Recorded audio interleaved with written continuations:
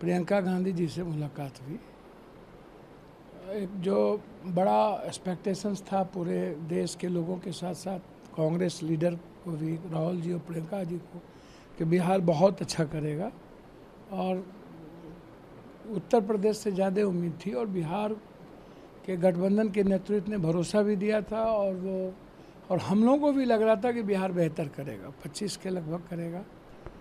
तो इसी संदर्भ पे चर्चा हुई कि आखिर ऐसा क्या कारण हुआ, क्यों हुआ, क्या ऐसी परिस्थिति आई, और आत्मिक जो रिलेशन उनका जो एक भावनात्मक लगाव है, वह स्नेह, वो मेरे लिए बहुत ही इम्पोर्टेंट था। तो बिहार में हार की जिम्मेदारी किसकी तय हुई, तेजस्वी यादव की या कांग्रेस पार्टी की? नहीं, ये तो मैं ना कुछ जानता हूँ।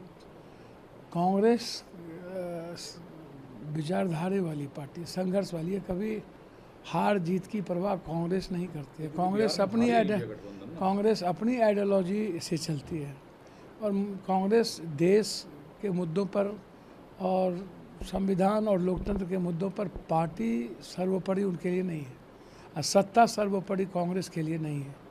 इसलिए हाँ, हार जीत होती है, और हार निश्चित रूप से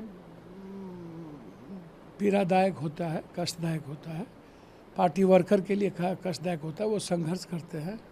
लेकिन नेता के एफर्ट्स में, मेहनत में, जितना प्रियंका गांधी जी ने मेहनत की और जितना राहुल जी ने मेहनत किया है, वो लेकिन हर फैसला आरजेडी ने लिया, आरजेडी चली बिहार में, और अगर उत्तर प्रदेश की तरह बिहार में सफलता नहीं मिली तो तेजस्वी यादव की जिम्मेदारी बनती है कि अगर जीते तो उनकी वाहवाही, हारे तो उनकी जिम्मेदारी? नहीं, बिल्कुल मेरे ख्याल से कहीं ना कहीं चूक हुई है, और यदि अधिक से अधिक प्रियंका गांधी जी का रोड शो और राहुल गांधी जी का कार्यक्रम होता, और जिद हमारे युवराज जी का थोड़ा कम हो गया होता, दिल बड़ा हो गया होता, तो आज कोसी, सीमांचल, मिथिलांचल सब के सब सारे सीट स्वीप करते, हम लोग मिल कर के चलते।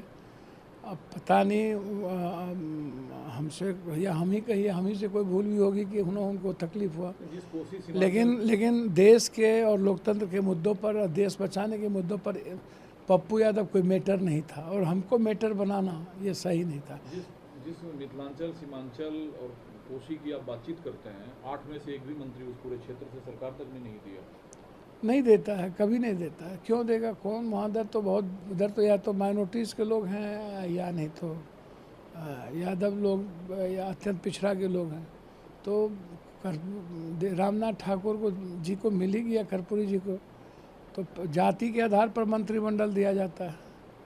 आप उठा करके देखिए ना, जाति के आधार पर मंत्रिमंडल काबिलियत के आधार पर कहाँ मिलता है? कांग्रेस के प्रति जो अब निर्मला सीतारमण आए, सबका कौन बहुत सारा काबिलियत है भाई। कांग्रेस से जो आपका इतना भावनात्मक जुड़ाव है, इसकी वजह क्या है? कांग्रेस सच्चाई को जानते हुए भी चुप रही जब आपको टिकट पूर्णिया से नहीं, एक होता है व्यक्तिगत और पारिवारिक रिलेशन। मुझको लगता है कि इमोशनल टच और रिलेशन जो है वो बहुत महत्वपूर्ण है, और राहुल गांधी जितने सच्चाई के साथ बोलते हैं, चलते हैं, और विवेक और जितना जज्बा है लड़ने की हिम्मत, जो आने वाला जो पीढ़ी है वो राहुल गांधी को फॉलो कर रहा है, उसको देख रहा है। और मुझे लगता है कि हमें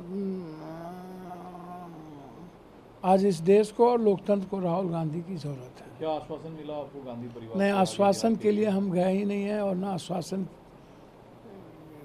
को लेकर के यदि पप्पू यादव को इतना ही तकलीफ होती, यदि डर होता, तो हम मधेपुरा और सुपौल छोड़ते।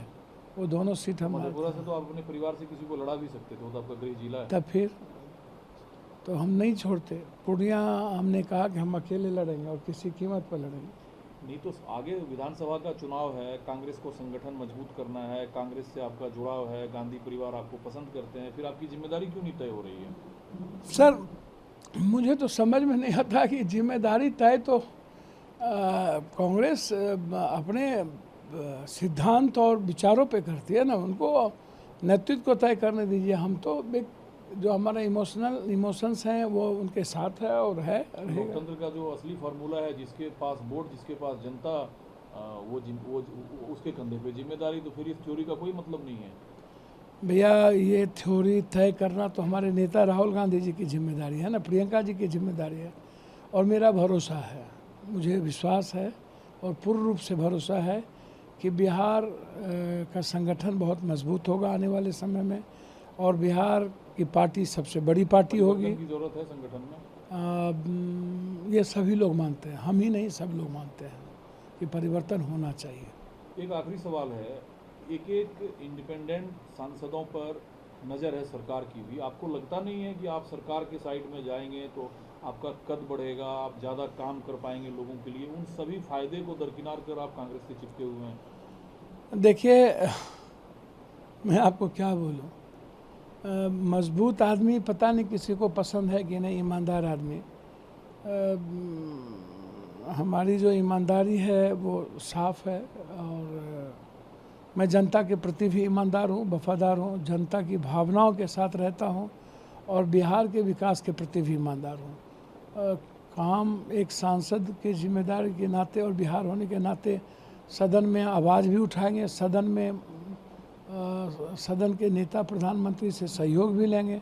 तो ऐसा थोड़ी है कि प्रधानमंत्री पार्टी के और किसी गठबंधन के हैं, देश के हैं, तो हम सहयोग तो हमें मिलेगा। सपाट सवाल ये है कि अगर भारतीय जनता पार्टी आपका समर्थन और सहयोग सांसद के तौर पर भारतीय जनता पार्टी के लिए चाहे तो आपका यस होगा या नो होगा? नहीं, मुझे तो समझ में नहीं आता है, सांसद के तौर पर भारतीय जनता पार्टी, आंकड़े की जरूरत है। मुझको तो समझ में नहीं आता है कि बिहार, हम जो जिस मुद्दे पर, जिस विचारधारा पर चुनाव लड़े हैं, वो जनता जो भावना कहती है हम उस विचारधारा पर चले वाले मांझी जी मंत्री नहीं बने क्या?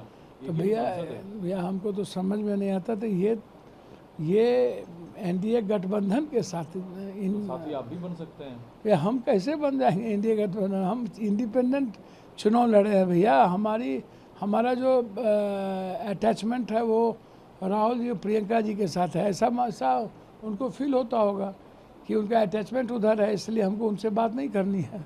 अगर करें भैया, हम कह रहे हैं कि उनको सीधा लगता होगा कि ये बिल्कुल जिस सीमांचल और कोसी इलाके से आते हैं, तो उस इलाके में सबसे महत्वपूर्ण जो सामाजिक समीकरण है या सामाजिक व्यवस्था है, वो समाज के अत्यंत पिछड़ा माइनॉरिटीज़ का जो वो लगभग 90% से ऊपर की संख्या है सीमांचल कोसी में।